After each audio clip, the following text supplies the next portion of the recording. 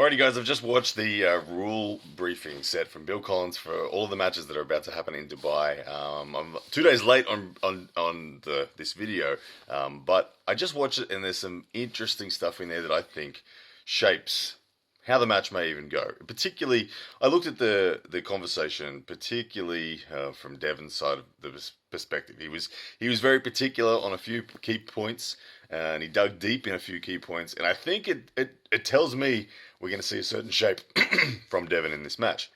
So, without going through the entire video, I've written down some key points that I saw, and I'll kind of elaborate on it. The first thing and the most interesting thing is the King's Move rule. Now, we've talked about the King's Move a lot in the last few months. It is going to be enforced that if the humerus angle, the shoulder end of the humerus angle goes lower than the elbow when in a losing or neutral position, which is if your hand and wrist is anywhere this way and your shoulder is below, it is going to be a foul. Now, will that change the game? Quite possibly. I do believe both Devon and Michael have, in previous matches in previous leagues, committed those fouls, and it's never been called. It's simply been told to stand up. They agreed in this video that there will be no stand-up call. It'll simply be a foul. Now, whether it's a running foul or a foul is the next topic. And they talked about that. So a running foul is going to be a foul that is a foul, but you didn't gain position. It was an accidental foul, in other words. You didn't gain any leverage or position from the foul. So you're on a runner. You've got 3 running fouls before you lose the match. However, there is what they're calling a regular foul, which, to be honest, if you're trying to get your head around it and you're struggling, think of it as a professional foul. It's a foul that results in you gaining position over your opponent. So a really big elbow pop off the pad, or you've gone off the side of the pad, gained your wrist flexion, and then come back on, or so on and so forth. Or you dip below in that King's Move, and as you dip below in the King's Move, you gain a riser in your hand and wrist. So anything that gains position will be called a foul, and the match will stop. Everything else will just be a running foul. And you accumulate 3 running fouls, match is over, you lose. Interesting point on that one. They both agreed to it, so it's going to be super interesting to see how the King's Move fouls come about. Will there be any? I don't know. Michael and Devon look pretty confident with it, but I think Bill Collins is going to call some of these, and we're going to get athletes are going to be a little shocked when it happens. Another one, Devon was he dug quite deep into the pushing off the pad, and he wanted to know, will he be fouled if he's pushing someone off the pad? So in that scenario, I'm imagining Michael in a King's Move Devon up in a flop press. If he's driving towards the pad and Michael falls off the back, he was like, well, I'm going for the pin.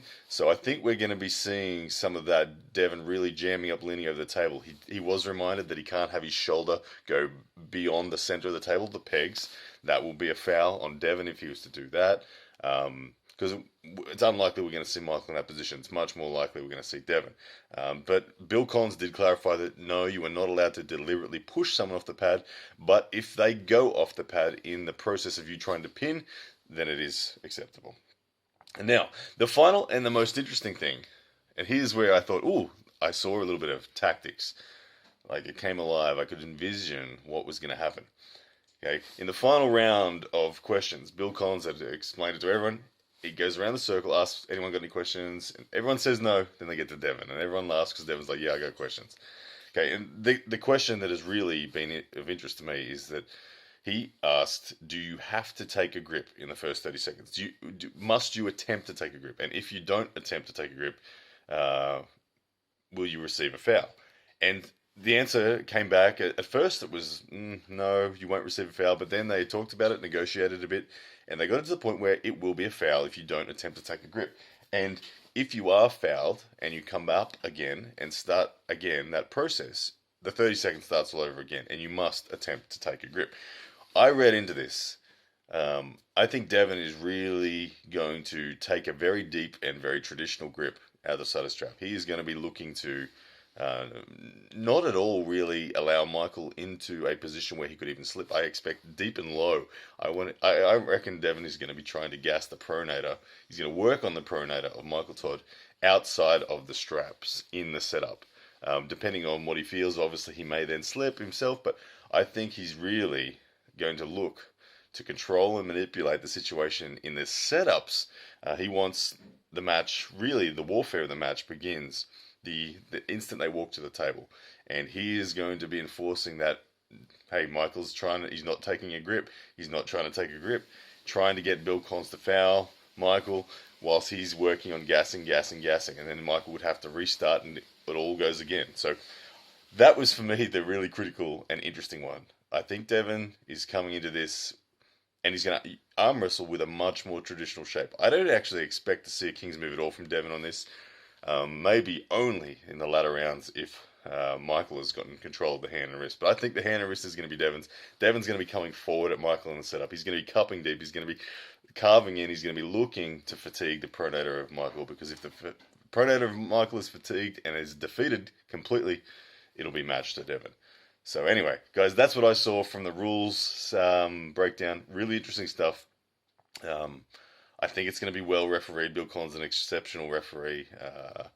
There were a few other things in there, but if you do want to go see the full video, make sure you just click on the link. I'll put it in the description for you guys. But anyway, I think we're, 2 days out? 1.5 days or whatever it is. It's going to be good, and I'm sure you guys can't wait, because I can't as well. Alright guys, see ya.